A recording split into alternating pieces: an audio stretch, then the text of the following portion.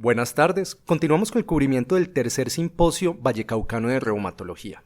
Estamos con la doctora Carolina Quintero. Ella es residente de reumatología de la Universidad de Antioquia y es médico internista de la Universidad Libre de Cali. En el simposio Figital ha participado con una charla que se llama Los riesgos verdaderos de los tratamientos en reumatología. Y ahora nos trae los puntos clave o los puntos a llevar a casa de esta charla que estuvo fenomenal. Carolina, bienvenida. Muchas gracias. Bueno, cuando hablamos sobre riesgos verdaderos de los tratamientos en reumatología, podríamos hacer un abordaje categorizando el riesgo en tres grupos. En aquellos riesgos que comprometen la vida a un órgano, donde tendremos la infección, el riesgo cardiovascular, las reacciones infusionales, los riesgos irreversibles que son causados por ciertos medicamentos como los antimaláricos, glucocorticoides, ciclofosfamida, la toxicidad cardíaca por anti-TNF, y tenemos un último grupo de riesgos reversibles en los cuales podemos tener la toxicidad que genera el metotrexato o la azatioprina.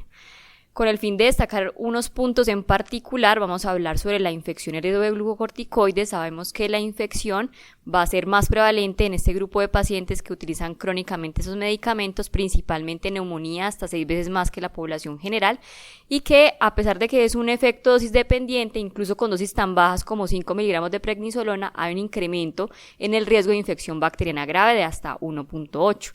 Se ha descrito que el riesgo empieza a partir de los 20 días del uso crónico de esteroides, pero en algunas otras publicaciones desde los 7 días empieza a haber un incremento. Y esto es importante porque tenemos algunas estrategias para prevenirlo, como es la vacunación. Entonces es importante tener en cuenta que en esos pacientes la vacunación anual contra influenza y cada 5 años contra neumococo es una estrategia óptima.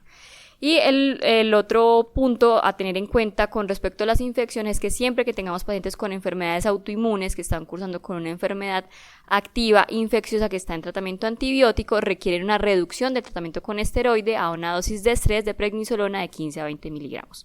Otro de los riesgos es tuberculosis. Los pacientes que utilizan esteroides tienen más riesgo de hacer tuberculosis extrapulmonar y diseminada, que corresponderían al 54% de los casos. El riesgo empieza con dosis de 15 miligramos en adelante. Es importante tener en cuenta que la autoinmunidad de base también incrementa el riesgo. Los pacientes con LES, con lupus eritematoso sistémico, independiente de los otros factores, también tienen un riesgo adicional de tener tuberculosis.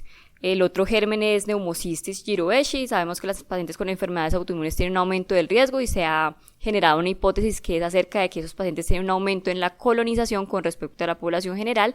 Y aquí vemos que la dosis de esteroide a la cual se incrementa el riesgo es un poco mayor, de 30 miligramos de prednisolona al día. La profilaxis va a ser individualizada de acuerdo a la autoinmunidad de base y a la dosis de esteroide con trimmetoprim sulfametoxazol, y se ha propuesto que en pacientes que tienen vasculitis ANCA, que se ha descrito que tienen un aumento del riesgo de este tipo de infección, a partir de los 15 miligramos deberían recibir esta profilaxis con trimmetoprim, y a partir de los 30 sería para los pacientes con lupus o con artritis reumatoide, siempre teniendo en cuenta que cuando logremos generar una disminución del esteroide a menos de 15 miligramos podríamos hacer un retiro de esta profilaxis. La otra es punto a tener en cuenta es la infección por Aspergillosis stercoralis, que los pacientes que utilizan glucocorticoides tienen un riesgo de hacer una hiperinfección con una mortalidad hasta del 70% por la coinfección bacteriana.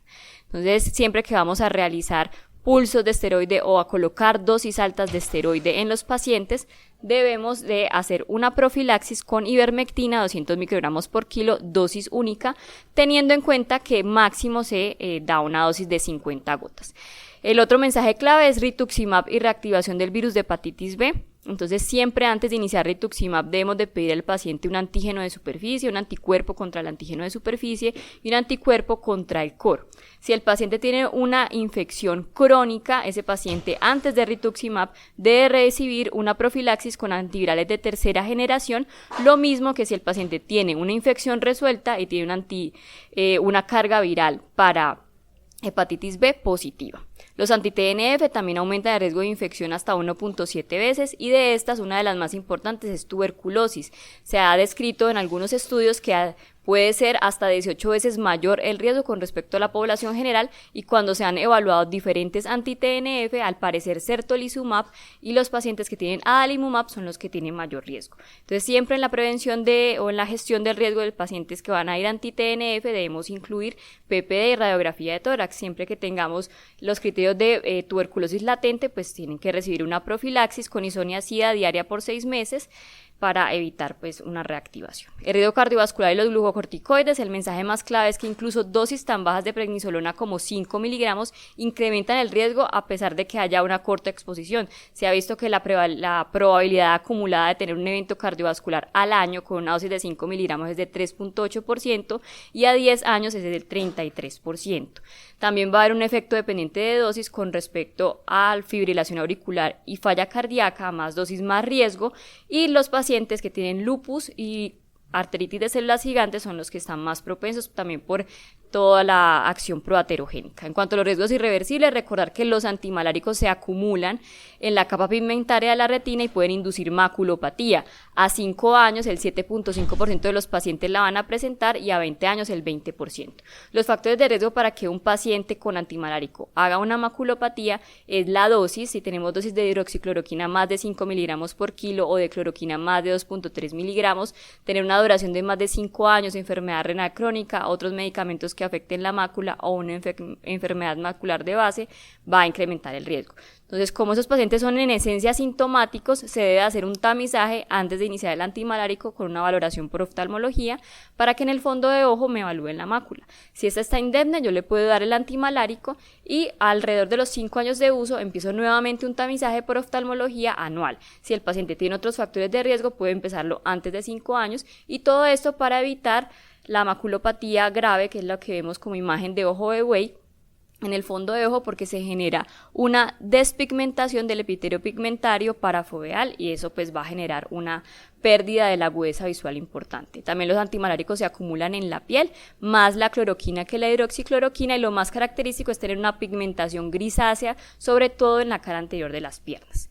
Los glucocorticoides también tienen un riesgo de generar osteonecrosis. Se ha descrito en la literatura que los glucocorticoides son uno de los principales factores diferentes al trauma que generan osteonecrosis, y en una cohorte se vio hasta en el 20 al 37% de los pacientes que recibían esteroide por más de un año.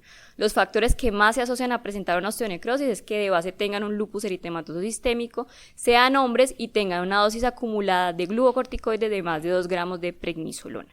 Siempre que haya un paciente en que sospechemos está haciendo una osteonecrosis, recordar que la imagen es la resonancia magnética y no la radiografía, porque solamente evaluaría las manifestaciones tardías. En cuanto a los riesgos reversibles, recordar que el metotrexato genera lesión hepática. Esa lesión hepática es multifactorial, va a depender también de la dosis y vamos a ver que también depende de la autoinmunidad de base. Se ha descrito que en pacientes con artritis reumatoide en la cohorte Corona hasta el 22% puedan elevar una vez la ALT y hasta el 1% elevan 2 veces. Realmente la elevación marcada es solo una pequeña población, pero si le agregamos otros hepatotóxicos como leflunomida, ese porcentaje de que eleva más de una vez la ALT ya aumenta al 35% y más de 2 veces hasta el 5%. Entonces, siempre que tengamos lesión hepática con metotrexato, la idea es tomar basalmente transaminasas, repetir a las 2 semanas. Si hay una elevación de 2 o menos, el límite superior normal de las transaminasas, debemos reducir la dosis y evaluar otras causas, y cuando haya una elevación mayor de 3 veces o 3 veces se debe suspender el medicamento y evaluar otras causas. Otra de las dosis del metotrexato que son dependientes de los efectos adversos, que son dependientes del metotrexato, son la mucositis y la mielosupresión. Estas pues se van a presentar en 1/3 de los pacientes, la mucositis y la mielosupresión en un porcentaje menor. Lo que más vamos a ver es anemia, leucopenia y neutropenia. Lo más importante es siempre verificar que un paciente que tenga metotrexato tenga consumo de ácido fólico, porque esto reduce el riesgo de hacer estos efectos adversos, porque nos repleta los depósitos de folatos. Y lo segundo es verificar que el paciente entienda la dosificación, que es cada semana. Entonces, muchos de los efectos adversos como esos que les menciono es porque hay errores en la prescripción o porque el paciente no lo entiende. Entonces hay un consumo diario del metotrexato y eso genera la toxicidad. Y por último, con azatioprina también genera mielosupresión, pero las dosis que se utilizan normalmente en las patologías autoinmunes, que es de 1 a 2 miligramos por kilo, ese riesgo es bajo. Sin embargo, hay que tener en cuenta que va a depender también de una enzima que es la que se encarga de convertir la azatioprina en su metabolito activo a un metabolito inactivo, que es la tiopurina metiltransferasa. Esto es importante porque hay que recordar que la azatioprina no se debe combinar con medicamentos que inhiban la xantinoxidasa como el allopurinol y el febuxostat, porque esta enzima, la xantinoxidasa, también genera un cambio del metabolito activo al inactivo de la azatioprina. Entonces, al generar ese bloqueo, podemos aumentar mucho el riesgo de mielosupresión. Entonces, es un tip que hay que tenerlo muy en cuenta. Entonces, por último, es recordarles que los medicamentos tienen un potencial de toxicidad importante, que hay que saber cómo monitorizarlo, categorizar el riesgo, entender que hay algunas estrategias que podemos implementar como la vacunación, las terapias profilácticas y que todos los médicos que están involucrados en el cuidado del paciente deben tener en cuenta pues estos datos claves. Muchas gracias. Doctora Carolina, muchas gracias por estos tips, un resumen de una charla muy interesante y muy importante. Nosotros continuaremos con el cubrimiento del tercer simposio vallecaucano de reumatología y por último no olviden inscribirse también al sexto simposio Reumatimes. Estaremos cubriendo del 2 al 5 de junio el Congreso Europeo de Reumatología. Ingresen a www.reumatimes.com e inscríbanse completamente gratis si son personal de la salud. Hasta pronto.